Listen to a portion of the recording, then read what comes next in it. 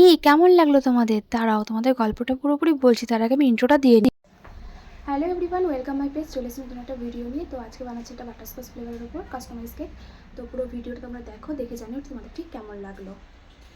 তো দিয়ে দিলাম। তো এবার দেখো, আমি আজকে ক্রাম কোটিং তোমাদেরকে দেখালাম না, আমি ডাইরেক্ট তোমার হচ্ছে ডিজাইন নিয়ে চলে আসলাম।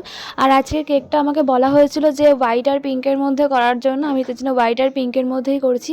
এবার দেখো ফিনিশিং দেবো, আর সেইভাবেই দেখো আমি ফিনিশিংটা দিয়ে নিচ্ছি। তো হোয়াইট আর পিঙ্ক বেশ ভালোই লাগে আমার। তো দেখো ওপরটা এবার মানে ফিনিশিং দেওয়ার জন্য ওপরটা আমি ফার্স্টে একসাথে করে নিলাম।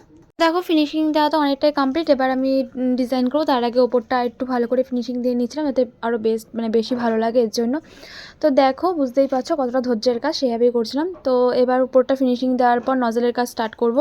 আর নজলের আজকেও 2D নজল দিয়েই কাজ করছি, তোমরা ঠিক দেখো 2D নজলের কাজটা ঠিক কেমন লাগে।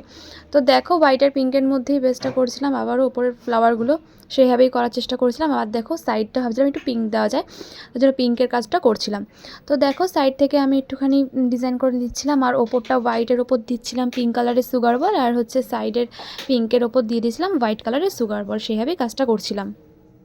তোমরা দেখতেই পাচ্ছ ওখানটায় সাদা আছে, আসলে ভাবছিলাম ওখানে নাম লিখবো। আসলে যে নিয়েছিল তার দিদির বার্থডে ছিল, তো তার জন্য আমি ভাবলাম ওখানে দিদি নামটা হবে, এর জন্য আমি জায়গাটা একটু কমই রেখেছিলাম।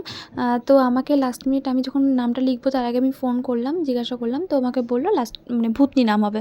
আমি তো শুনে একটু অবাকই হয়েছিলাম যে এরকম নাম। তবে ভাবলাম যে ঠিক আছে দেওয়াই যাক, আমি হলেও এরকম নাম দিতাম, কিন্তু তারপরে আর দেখা লাগতো না আমাকে। তো ঠিক আছে ছাড়ো, বাদ দাও। না না, এরকম নাম আমি দিতামই না। তো দেখো তারপরে আমি ডিজাইনটা করে নিচ্ছি, আর লাস্ট ফিনিশিং তোমাদের ঠিক কেমন লাগে তোমরা কিন্তু একটু কমেন্ট করে জানিয়ে দেবে। আর দেখো নিচটাও আমি ভালো করে সুগার বল অ্যাড করে দিচ্ছিলাম, দেখো যাতে একটু মানে আরও বেশি সুন্দর লাগে, আরও বেশি ভালো লাগে এর জন্য। তো তোমরা যারা যারা আমাকে মানে কেকের অর্ডার দিতে চাও, তারা একটু আমাকে দুদিন প্লিজ আগে একটু বা একদিন আগে আমাকে অর্ডারটা দিও, তাহলে আমার একটু সুবিধা হয়, আর কিছুই না। তো দেখো আমি সাইডে তো সুগার বলটা অ্যাড করে দিলাম। এবার দেখো লাস্ট ফিনিশিংটা ঠিক কেমন লাগে আমাকে কিন্তু কমেন্ট করে জানিও। আর সবাইকে বলে রাখি, যারা এখনো পেজটা একটু ফলো করোনি তারা একটু পেজটা ফলো করে দাও, আর লাইক কমেন্ট শেয়ার করতে কিন্তু একদম ভুলো না। যেভাবে পাশে আছে সেভাবে পাশে থাকো, ভিডিওগুলো এইভাবেই সাপোর্ট করো। তোমাদের একটা কমেন্ট একটা লাইক আমাকে আরও উৎসাহ দেয় ভিডিও বানানোর জন্য, বা তোমাদের সাথে এই ভিডিওগুলো শেয়ার করার জন্য। তো দেখো এটা ছিল কেকের ফাইনাল লুক।